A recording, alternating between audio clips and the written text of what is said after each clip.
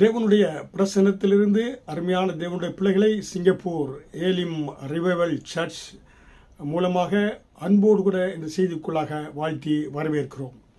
இன்றைக்கும் தொடர்ந்து நாம் நம்முடைய பரிசுத்த ஆவியானவருடைய அபிஷேகத்தை பெற்றுக்கொண்ட பிள்ளைகள் நம்முடைய அபிஷேகத்தை அனல் மூட்டி எழுப்ப வேண்டும். நம்முடைய அந்த அக்கினி அணையாமல் பார்த்து கொள்ள வேண்டும் என்று தொடர்ந்து போய்த்து கொண்டு வருகிறேன். இன்றைக்கு மிக முக்கியமாக நம்ம பார்க்கின்ற பொழுது வேத வசனத்திலே நாம் பார்த்தோம் என்றால் 1 தெசலோனிக்கேயர் 5வது அதிகாரம் வசனம் 19 ஆவியை அவித்து போடாதிருங்கள். 1 தெசலோனிக்கேயர் 5வது அதிகாரம் வசனம் 19. 1 தெசலோனியன் சாப்டர் 5 வெர்ஸ் 19. ஆண்டவர் நமக்கு கொடுத்த அந்த ஆவியை அவித்து போடாதிருங்கள் என்று வேதவசனம் சொல்கிறது. அப்படி என்றால் நாம் அபிஷேகத்தை பெற்றுக்கொண்ட ஒவ்வொரு தேவனுடைய பிள்ளைகளையும் ஆண்டவர் நம்முடைய சரீரத்தை தேவாலயமாக மாற்றியிருக்கிறார். நம்முடைய சரீரம்தான், நம்முடைய இதயம்தான் பரிசுத்த பலிபீடமாக இருக்கிறது.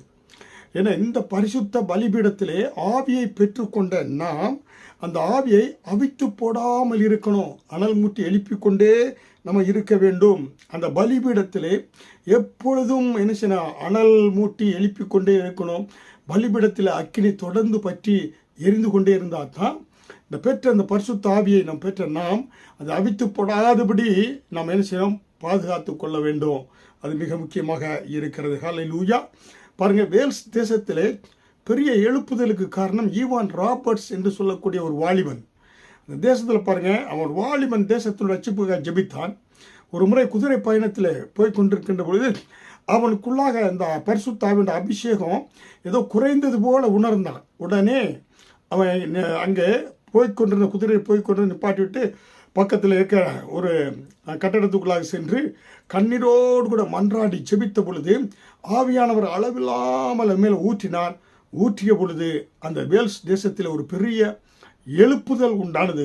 காரணம், அந்த ஈவான் ராபர்ட்ஸ் என்று சொல்லக்கூடிய அந்த வாலிபன் தன்னுடைய ஆவியை அவித்து போடாதபடி அனல் மூட்டி எழுப்பினதினாலே வேல்ஸ் ரிவைவல், வேல்ஸ் எழுப்புதல் உண்டானது.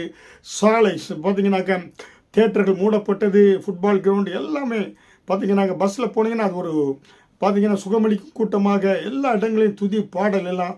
தேசங்களில் குற்றங்கள் குறைந்தது. ஆனால் சிறைச்சாலைகளுக்கு மனிதர்கள் செல்லலை. பார்த்தீங்கன்னா வேல்ஸ் தேசத்தில் ஒரு பெரிய எழுப்புதல். காரணம், இந்த ஈவான் ராபர்ட்ஸ் என்பவர் ஆவியை அனல் மூட்டி எழுப்பினதினாலே ஒரு மாபெரும் எழுப்புதல் உண்டானது என்று நாம் பார்க்கிறோம். ஹல்லேலூயா. அதனால்தான் லூக்கா 11வது அதிகாரம் வசனம் 35 உங்களில் உள்ள வெளிச்சம் இருளாகாதபடி எச்சரிக்கையாக இருங்கள். உங்களுக்குள் இருக்கிற அந்த வெளிச்சம் இருளாகாதபடி நீங்கள் எச்சரிக்கையாக இருக்க வேண்டும் என்று சொல்லி லூக் சாப்டர் 11 வெர்ஸ் 35, லூக்கா 11வது அதிகாரம் வசனம் 35 சொல்லப்பட்டிருக்கிறது. ஹல்லேலூயா. அப்போ ஒரு தீபத்தை ஏற்றி வைப்பது இலகுவான ஒரு காரியம். அது அணையாமல் பாதுகாத்து கொள்ள வேண்டியது நம்முடைய கடமையாக இருக்கிறது. ஹல்லேலூயா. அதனால்தான் நம்முடைய வெளிச்சம் ஆனால் இருளாகாதபடி பாதுகாத்து கொள்ள வேண்டும் என்று வேதவசனம் சொல்கிறது. அது எச்சரிக்கையோடு நாம் பாதுகாத்து கொள்ள வேண்டியது அவசியமாக இருக்கிறது. ஹல்லேலூயா. அப்போ தேவன் யார் எழுப்பி பிரகாசிக்க விரும்புகிறீர்களோ எல்லாருக்கும் அவர் அபிஷேகத்தை போட விரும்புகிறார். உங்களுக்குள் போடப்பட்ட அந்த அபிஷேகம் அது பற்றி எரிய வேண்டும். அது அவிந்து போகாமல் பாதுகாத்து நீங்கள் பற்றி எரிய வேண்டும் என்று கர்த்தர் பிரியப்படுகிறார். ஹல்லேலூயா.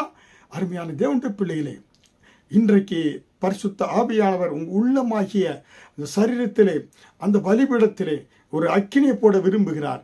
அந்த அக்கினி தொடர்ந்து பற்றி எரிய வேண்டும். கர்த்தருடைய வருகை பரியந்தம், அவருடைய நம்முடைய மரணம் இறுதி வரை கர்த்தருடைய வருகை பரியந்தம் அந்த அக்கினி தொடர்ந்து பற்றி எரிய வேண்டும் என்று கர்த்தர் பிரியப்படுகிறார். ஹல்லேலூயா. அதனால்தான் வேத வசனத்தில் சொல்லப்பட்டபடி உங்களுடைய அந்த ஆவியை நீங்கள் அவித்து போடாமல் பாதுகாத்து கொள்ள வேண்டியது அவசியமாக இருக்கிறது. ஹல்லேலூயா. அப்படி நீங்கள் அவித்து போடாமல் பாதுகாப்பதற்கு, நமக்கு ஆவியை அவித்து போடாமல் அணைந்து போகாமல் பாதுகாப்பதற்கு நம்ம என்ன செய்யணும்னாக்கா விளக்கை கொளுத்தி மரக்கால்களில் மூடாதீர்கள் என்று வேதவசனம் சொல்கிறது. ஹல்லேலூயா. விளக்கை நம்ம பற்ற வைத்து அதை மரக்காலில் வைக்கக்கூடாது. கட்டிலின் மேல் விளக்கை கொளுத்தி கட்டிலின் கீழ் யாரும் வைக்க மாட்டார்கள். அதே போல் பார்த்தீங்கன்னாக்கா தொடர்ந்து அந்த பலிபீடத்திலே அந்த அக்கினி எரிய வேண்டும் என்றால் அந்த கட்டைகளை ஆசாரியன் போட்டுக்கொண்டே இருக்கணும் அந்த அடுப்பில். அப்பொழுதுதான் அந்த அனல் பற்றி எரிந்து கொண்டே இருக்கும். அதே போல் பார்த்தீங்கன்னாக்க அந்த விளக்கு எலும்பி பிரகாசிக்க வேண்டும் என்றால் விளக்கில் எண்ணெய் குறையாமல் என ஊற்றிக்கொண்டே இருக்கணும். நம்ம அதை பார்க்க வேண்டும். ஹல்லேலூயா. அப்பொழுதுதான் உங்களுடைய விளக்கு அணையாது. நீங்கள் அணையாதபடி தேவன் நினைச்சுவார், உங்களை எலும்பி பிரகாசிக்க செய்வார். ஹல்லேலூயா. அருமையான தேவனுடைய பிள்ளைகளே, கர்த்தருக்காக எழுப்பி பிராசிங்க. உங்கள் ஆவியை அணைந்து போவதற்கு எதற்கும் இடம் கொடுத்து விடாதீர்கள்.